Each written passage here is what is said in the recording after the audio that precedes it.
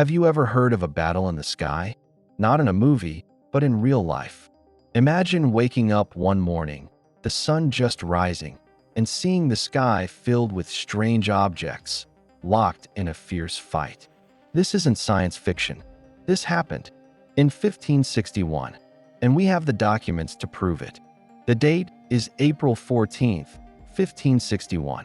The city is Nuremberg in Germany. The sun rises, but what the townspeople see is not the gentle light of dawn. The sky is a theater of war. Hundreds of objects, spheres, crosses, and two enormous cylindrical shapes are darting across the horizon. It's chaos. The spheres, some red, some blue, some black, emerge from the cylinders. They fly in formations, clashing, fighting for over an hour. The people of Nuremberg watch in terror from the streets, from their windows. They are frozen, mouths agape, pointing at the impossible spectacle above them. What were they witnessing? An artist and printer named Hans Glaser was there. He saw it all, and he did something that would preserve this event for centuries. He created a woodcut, a detailed illustration of the celestial battle. This isn't just a story passed down through generations. It's a news report from the 16th century, a broadsheet printed and distributed, telling everyone what happened. The document describes the scene vividly. It speaks of globes, crosses, and tubes that fought ferociously among themselves.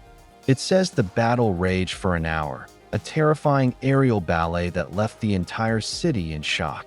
The air was filled with a deafening noise, a sound of battle that no one could explain. Think about it. In an age without airplanes, without drones, without any known flying technology, what could these objects have been? The townspeople had no frame of reference.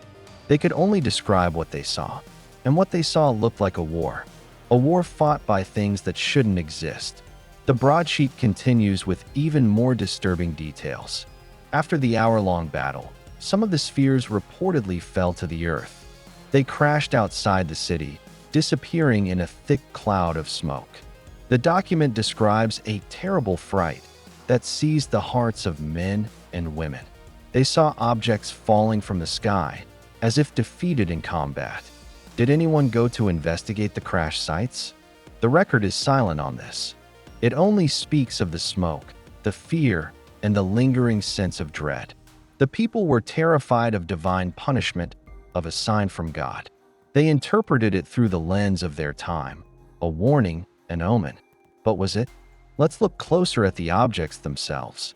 Glaser's woodcut shows them in detail.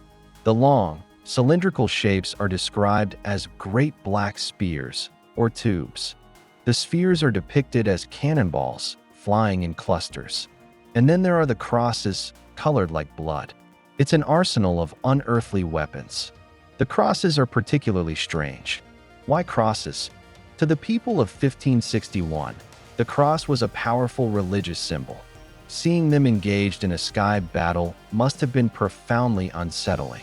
Was it a sign of a holy war in the heavens? Or was the shape just the closest thing they could use to describe something utterly alien? 5 years later, in 1566, something similar happened. This time, over Basel, Switzerland. Again, a broadsheet was printed. It described large black spheres appearing at sunrise, moving at high speed, and battling each other. The account is strikingly similar to the Nuremberg event. Two major European cities, 5 years apart, witnessing almost the same impossible phenomenon. Coincidence? The Basel account, written by Samuel Coccius, adds another layer. He describes the spheres turning fiery red and then fading and being consumed. It sounds like self-destruction, a battle that ends with the combatants simply vanishing. It deepens the mystery. Were these two events connected? Was it the same fleet of unknown objects moving across Europe? Modern science has tried to explain these events, of course. Some suggest it was a sundog, a complex atmospheric phenomenon involving ice crystals. Sundogs can create halos and bright spots around the sun, but do they look like spheres, tubes, and crosses fighting a war? Do they move erratically, clash with each other, and fall from the sky in a cloud of smoke? It seems unlikely. Another theory points to mass hysteria, a shared psychological event where a whole town imagines the same thing. But that doesn't explain the detailed, physical woodcuts created by printers like Hans Glaser. He wasn't just telling a story, he was documenting what he saw as a journalist of his time. And his report was corroborated by hundreds, if not thousands, of witnesses. So, if it wasn't a weather event and it wasn't mass hysteria, what was it? We are left with the account itself. A factual-sounding report of a battle in the sky, fought with technology that was centuries ahead of its time. The cylindrical objects are even described as motherships, from which the smaller spheres emerged. That's a concept straight out of modern science fiction, yet it was being described in the 16th century. Let's go back to that moment. April 14th, 1561. The battle is over. The sky is quiet again. The smoke has cleared, but the memory remains. The terror, the confusion. The people of Nuremberg are left to wonder what they saw. They prayed. They sought answers from the church.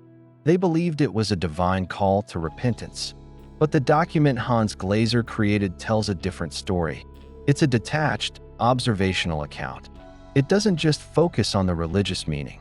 It focuses on the objects, their movements, their battle. It's a piece of evidence, a 460-year-old puzzle that still has no solution. Imagine you're Hans Glaser.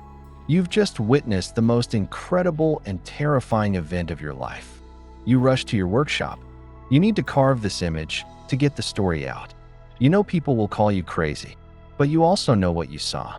You saw a war in the heavens, and you have a duty to record it. This woodcut is his testimony. It traveled across Europe, a viral news story of its day. It tells us that something truly extraordinary happened over Nuremberg. The witnesses were real. The document is real. The mystery is real. Let's consider the final detail from the broadsheet. After the battle, a single, large, black, spear-like object was seen. It just appeared, pointing east to west. It hung in the sky, silent, observing. What was it? The victor? A referee? Or something else entirely? This final, silent object is perhaps the most chilling part of the entire account. It adds a layer of intelligent oversight to the chaos. These events challenge our understanding of history.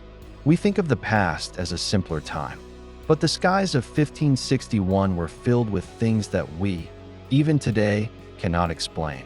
The Nuremberg celestial phenomenon is not just a strange footnote in history. It is a direct contradiction to what we think we know about our own past. What do you think happened over Nuremberg that day? Was it a misunderstood natural phenomenon? A case of mass delusion? Or was it something else? Something not from here. The evidence is there, printed in black and white for all to see. A news report of an impossible battle. The story doesn't end with a neat explanation. It ends with questions, and that's what makes it so powerful.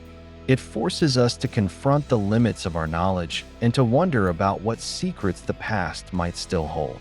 The sky over Nuremberg turned into a battlefield, and we are still trying to figure out who was fighting. What's your theory? I genuinely want to know. Drop your thoughts in the comments below. Let's try to solve this 460-year-old mystery together. If you found this as fascinating as I did, hit that like button, share this video with someone who loves a good mystery, and make sure you subscribe so you don't miss our next dive into the unexplained. Thanks for watching.